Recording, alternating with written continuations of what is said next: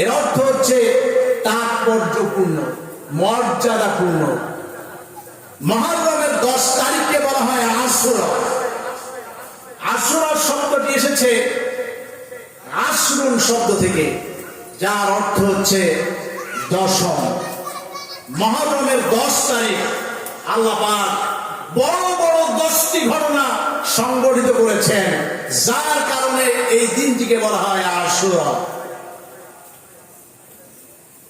আল্লাহ রাব্বুল আলামিন এই বিশ্ব ব্রহ্মাণ্ড, এই বিশ্বলোক, ওই মহাকাশ বিস্তীর্ণ জমিন, যেদিন আল্লাহ রাব্বুল আলামিন সৃষ্টির সূচনা করেছিলেন, সেই দিন ছিল 10ই মুহররম। জোরে বলুন সুবহানাল্লাহ। আবার এই বিশ্বলোক যেদিন আল্লাহ রাব্বুল আলামিন ধ্বংসপ্রাপ্ত করে দিবেন, সব কিছু যেদিন ধ্বংস হয়ে যাবে, সেই দিন হবে 10ই মুহররম। হযরত আদম এবং হাওয়া আলাইহিস সালামকে আল্লাহ রাব্বুল আলামিন সৃষ্টি করলেন, থাকতে দিলেন জান্নাতে, আর বললেন ওয়ালা তাকরাবা হাদিহিস শাজারা ফাতাকুনা মিনাজ জালিমিন।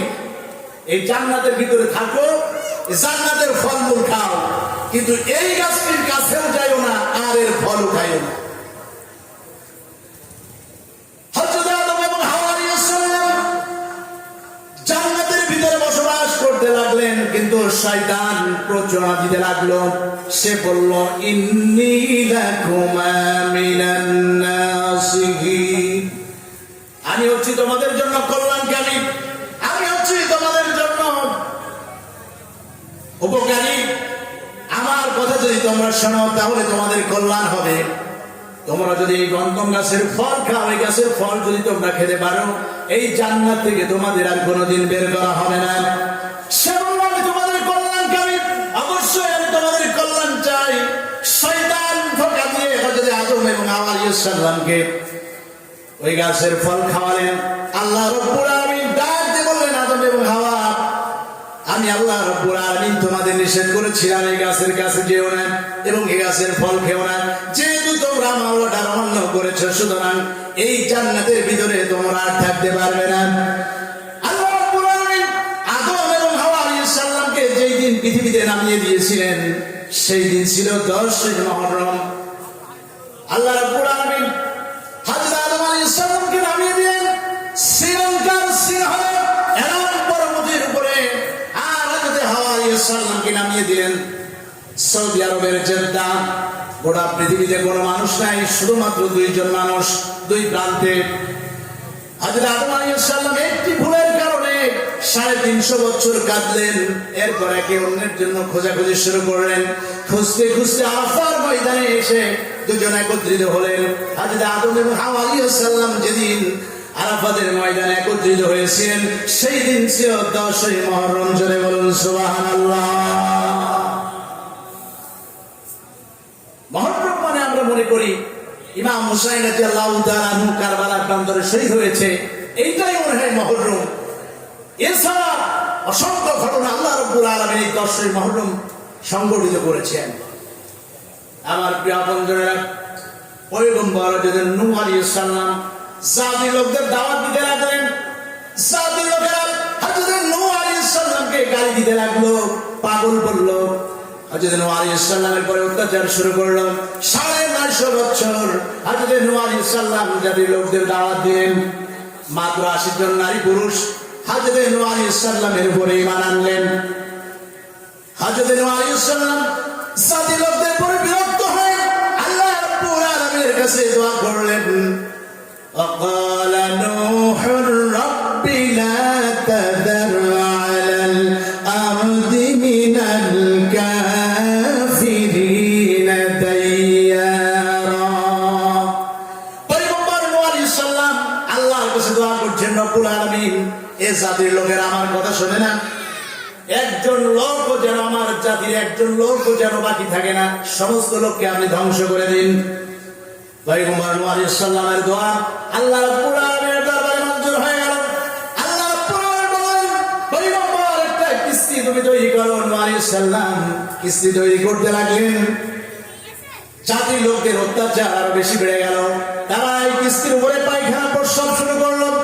হযরত নূহ আলাইহিস সালাম বিরক্ত হলেন, বিচলিত হলেন। আল্লাহ রাব্বুল আলামিন বললেন, পয়গম্বর চিন্তা করো না, যে জাতির লোকেরা এই কিস্তি তারা অপবিত্র করলো, ময়লা দিয়ে ভর্তি করে দিল, আমি আল্লাহ রাব্বুল আলামিন তাদের দিয়ে এই কিস্তি পরিষ্কারের ব্যবস্থা করে দিব।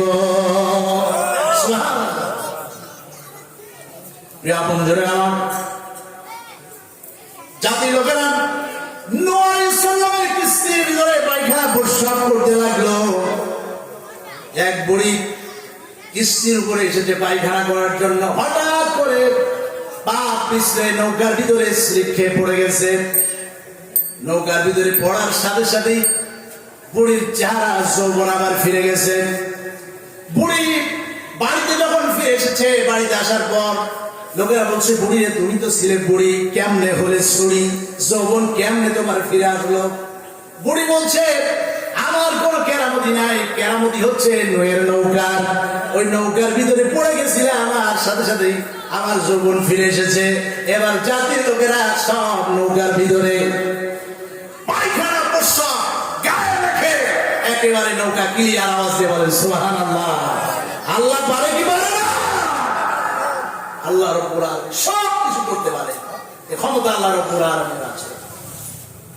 প্রিয় আপনজনেরা আমার, নৌকা পরিষ্কার হয়ে গেল। আল্লাহ রাব্বুল আলামিন হযরত নূহ আলাইহিস সালামকে নির্দেশ দিলেন, যারা আপনার উপরে ঈমান এনেছে তাদেরকে নিয়ে, ঈমানদারদেরকে নিয়ে নৌকার উপরে আরোহণ করুন, প্লাবন শুরু হবে। হযরত নূহ আলাইহিস সালাম তার উপরে যারা ঈমান এনেছিল মাত্র 80 জন নারী পুরুষ, তাদেরকে নিয়ে নৌকার উপরে আরোহণ করলেন। মহাপ্লাবন শুরু হলো। মহাপ্লাবনের মুখে হযরত নূহ আলাইহিস সালামের কিস্তি ভেসে চলেছে। একদিন নয়, 2 দিন নয়, একাধারে 40 দিন মহাপ্লাবন শুরু হলো। পৃথিবীর এমন কোন জায়গা নাই নূহ আলাইহিস সালামের এই প্লাবনের পানি পৌঁছাই নাই। গোটা পৃথিবী পানির নিচেই তলিয়ে গেল, সমস্ত লোকালয় পানির নিচেই তলিয়ে গেল। হযরত নূহ আলাইহিস সালামের এই কিস্তি ওই মহাপ্লাবনের ভিতরে ঈমানদারদেরকে নিয়ে ভাসতে লাগলো। জোরে বলুন সুবহানাল্লাহ। আল্লাহ রাব্বুল আলামিন বলেন, যারা ঈমানদার, যারা মুমিন, তাদের কোনো ভয় নাই। ওয়ালা খাউফুন আলাইহিম ওয়ালা হুম ইয়াহজানুন।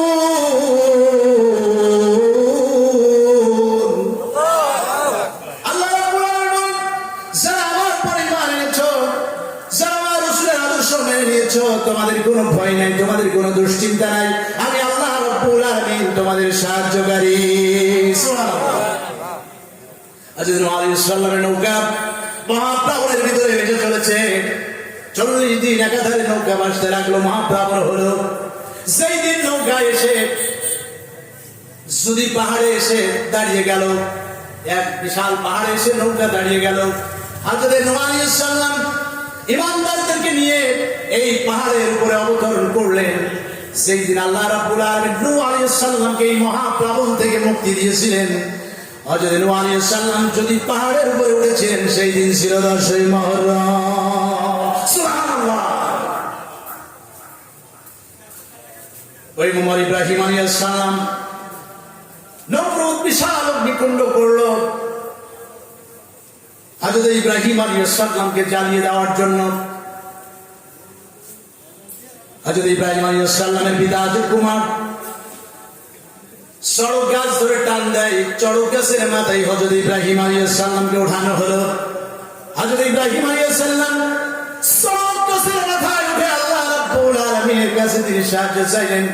রব্বুল আলামিন, কোন সন্তান যদি বিপদে পড়ে যায় তাহলে পিতা মাতা তার সাহায্যের জন্য এগিয়ে আসে, অথচ আমার পিতা আমাকে বিপদে মুসিবতে ফেলার জন্য রশি ধরে টান মারে, আগুনে ফেলার জন্য রশি ধরে টান দেয়। সুতরাং দুনিয়ার কারো উপরে আমার ভরসা নাই।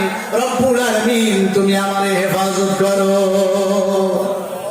আমার প্রিয় আপনজনেরা, হযরত বললেন, কুলনা ইয়া নারু কুনি বারদাও ওয়া সালামান আলা ইব্রাহিম।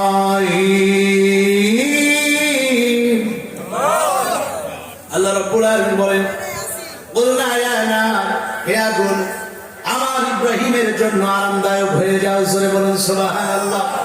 পয়গম্বর ইব্রাহিম আলাইহিস সালাম আগুনের ভিতরে হেঁটে যান, অথচ হযরত ইব্রাহিম আলাইহিস সালামের একটা শরীরের পশম জ্বলে না।